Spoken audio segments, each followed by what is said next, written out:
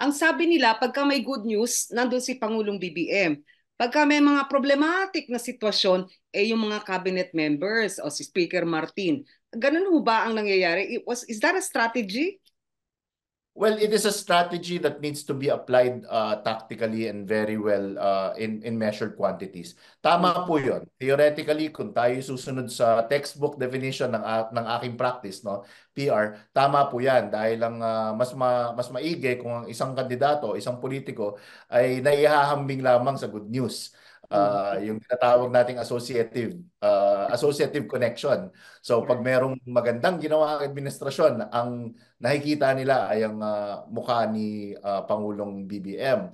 Ang problema po, and perhaps we can distill this a little bit more, marami hong kahulugan ng PR eh. PR is public relations, PR is performance and recognition. So yan, pag may magandang performance, recognition, nandyan si Pangulong BBM. Ang problema po, PR also stands for problems and the reforms that you will make, problems and resolutions. So kailangan po meron din nakikita ang tao na mga problema na ina-address ng ating Pangulong BBM. Otherwise, he might be labeled as an escapist or yun nga, yung hindi nagpapakita tuwing fair weather politician or fair weather leader na tama-tama sa pangalawang taon niya. Now's the time na critical time ho ngayon na kailangan talagang ma-establish niya na hindi siya ganun. Sabi mo fair weather politician. Sabi naman sa ilang mga management books, ano po, ang leadership is doing the right things. And management is doing things right. Saan si Pangulong BBM doon? Is he a leader? Is he a manager? Wow, that is a very tough question, ma'am. Ano? Baka hindi na ako makalabas ng bahay ko pag sinagot ko yun ng ayos.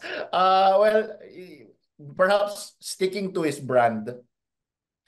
He is more of a manager than a leader, no, because ang ano nga ho niya nung messaging niya is participative government, unified. It is a unified effort. Unity, lahat ng kulay ng political spectrum ay ipagsasama-sama natin at babangon ng Pilipinas. Ako ang taga-kumpas noon. Hindi ako not necessarily ako yung leader na susundan ninyo, but I shall be unified with you, managing this pagbangon ng Pilipinas. So yun yung kanyang, I think, mas tugma sa kanyang messaging.